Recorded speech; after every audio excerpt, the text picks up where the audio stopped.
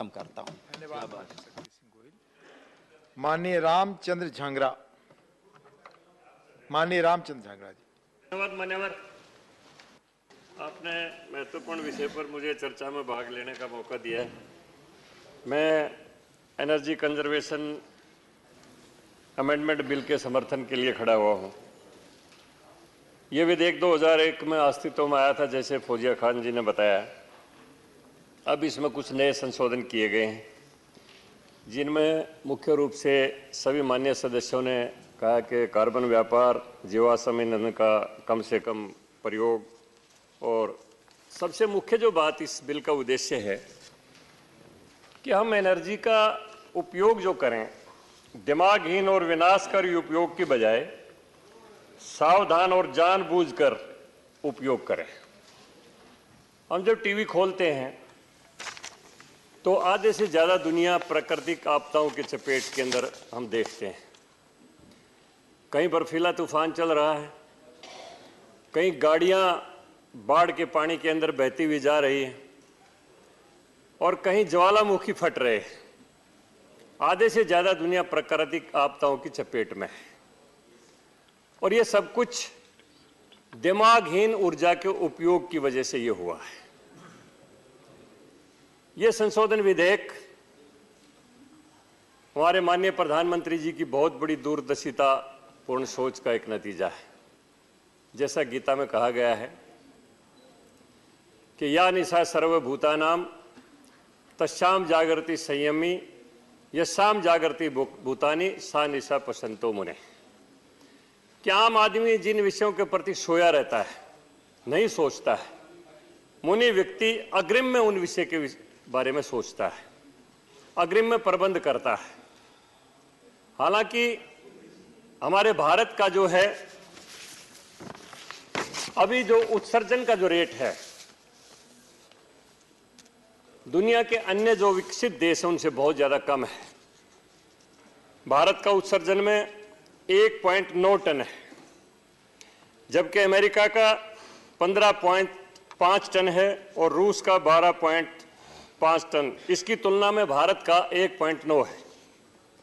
फिर भी भारत सरकार ने माननीय प्रधानमंत्री जी के कुशल नेतृत्व में अग्रिम प्रावधान किए हैं, और हम कह सकते हैं कि इस समय भारत का स्थान ऊर्जा के संरक्षण में, उपयोग में चौथा स्थान है।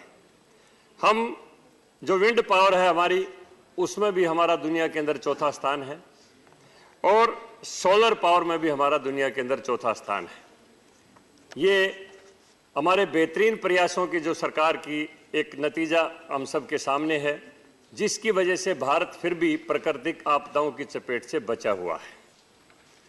तो ये बिल आगे आने वाले समय के लिए हमें प्राकृतिक आपदाएं ना झेलनी पड़े। जिस तरह से दुनिया बर्फीले तूफान, ज्वालामुखी फटने के कारण और बाढ़ की चपेट के अंदर है, वो विनाशशीला भारत को ना देखनी पड़े, इसके लिए अग्रिम में प्रबंध के लिए ये विधेयक, संशोधन विधेयक लाया गया है। इसमें जैसे मेरे बहुत से साथियों ने, माननीय सांसदों ने चर्चा की कि अन्य मंत्रालयों को भी इसमें शामिल किया जाना चाहिए।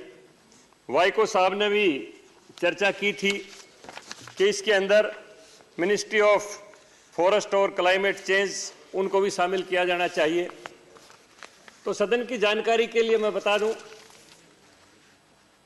कि जो गवर्निंग काउंसिल है उसका दायरा इस विधेयक के अंदर बढ़ा दिया गया है, और जो अन्य संबंधित मंत्रालय हैं जिनका वाइको जी ने भी चर्चा किया, इसमें ministry of housing affairs, ministry of steel और अन्य मंत्रालयों को भी शामिल किया गया है। और केवल मंत्रालयों को नहीं, यहां तक के जो नॉन गवर्नमेंट एक्सपर्ट्स हैं उनको भी गवर्निंग काउंसिल के अंदर शामिल किया गया है, और इसकी संख्या 4 से 7 बढ़ा दी गई है। तो ये बहुत ही महत्वपूर्ण बिल है, और मैं सदन की जानकारी के लिए ये बात चर्चा करना चाहता हूं कि सरकार ने जो पहले प्रबंध किए हैं, बहुत ही अच्छे तरीके से एनर्जी को बचाने का उपबंध किया गया हर लिहाज से। 2021 तक 1.22 करोड़ स्ट्रीट लाइटें एलईडी की कर दी गई। ये भारत सरकार का बहुत बड़ा बेहतरीन प्रयास हुआ और इसके अंदर 8.2 बिलियन यूनिट की बिजली की बचत हुई है। ये बहुत बड़ी अचीवमेंट है हमारी। पहले से सोच के ये काम पहले से शुरुआत जो कर दी गई सरकार द्वारा, इसी प्रकार 10,451 इमारतों में एलईडी बल्ब, 5 स्टार पंखे, 5 star geysers, 5 star air condition के माध्यम से बहुत बड़ी ऊर्जा की बचत भारत सरकार ने इस क्षेत्र के अंदर भी की है। भारत के अंदर 24% जो बिजली की जो खपत होती है वो हमारी रिहायशी बिल्डिंगों के अंदर होती है और काफी लंबे समय से बिल्डिंग्स का स्ट्रक्चर इस तरीके से चलता रहा कि बगैर एसी के अंदर कोई, एसी के बिना कोई रह ही नहीं सकता। पानी भी गर्म चाहिए, गीजर के बगैर काम नहीं चलता, एसी के बगैर काम नहीं चलता। और जो ये प्रकृति के साथ जो छेड़छाड़ की गई है, हम देख रहे हैं कि अब साल के अंदर 10 महीने गर्मी पड़ती है, वरना हमने तो बचपन से देखा था कि चौमासा सिस्टम हमारे भारतवर्ष में था। 4 महीने गर्मी पड़ती थी, 4 महीने सर्दी पड़ती थी और 4 महीने बरसात का सीजन होता था। चौमासा सिस्टम था। आज जो हमने प्रकृति के साथ जो दुनिया ने छेड़छाड़ की है, अंधाधुंध वायुमंडल के अंदर कार्बन का उत्सर्जन किया है, अंधाधुंध फैक्ट्रियों के माध्यम से, व्हीकल्स के माध्यम से जो गर्मी वातावरण के अंदर गई है, उन सब के कारण आज ग्लोबल वार्मिंग एक बहुत बड़ा चैलेंज दुनिया के सामने है और साल के अंदर 10 महीने अब गर्मी पड़ती है। आधा दिसंबर के अंदर हम यहाँ पर बैठे हैं, लेकिन अभी भी कोई सर्दी का कोई एहसास नहीं होता। विशेष तौर के ऊपर साल में 10 महीने ज़्यादा से ज़्यादा मतलब गर्मी पड़ने लगी है, मेरा कहने का मतलब ये है। तो ये बहुत बड़ा क्लाइमेट चेंज दुनिया के सामने बहुत बड़ा चैलेंज है। अगर इसको समय रहते नहीं रोका गया तो आने वाला समय पूरी मानवता के लिए ही बहुत खतरनाक होने वाला है। इसीलिए ये एनर्जी कंजर्वेशन जो बिल है, ये बहुत ही महत्वपूर्ण, इसके अंदर जो प्रावधान किए गए हैं।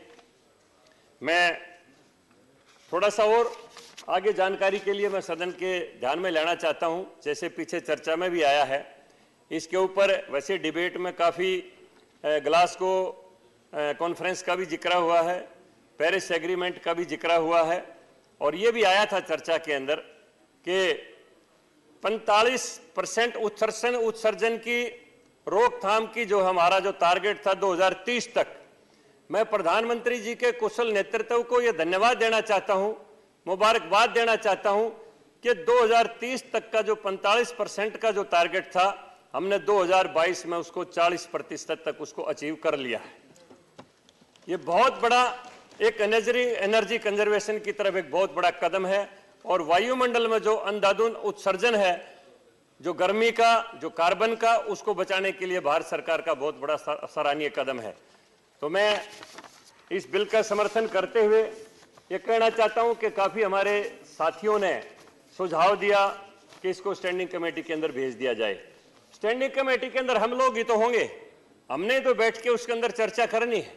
तो चर्चा के लिए यह खुला स्थान है, सब लोग चर्चा में भाग ले रहे हैं, सब लोग महत्वपूर्ण सुझाव दे रहे हैं, सबके सुझावों को नोट किया जा रहा है। तो कोई भी अच्छा काम हो उसमें अनावश्यक देरी नहीं लगनी चाहिए और अच्छा काम जितना जल्दी कर लिया जाए उतना ही बेहतरीन होता है, वो राष्ट्र के हित में होता है, वो मानवता के हित में होता है। मैं इन्हीं शब्दों के साथ इस संशोधन विधेयक का समर्थन करते हुए अपनी बात को समाप्त करता हूं। धन्यवाद सर। धन्यवाद झांगड़ा जी।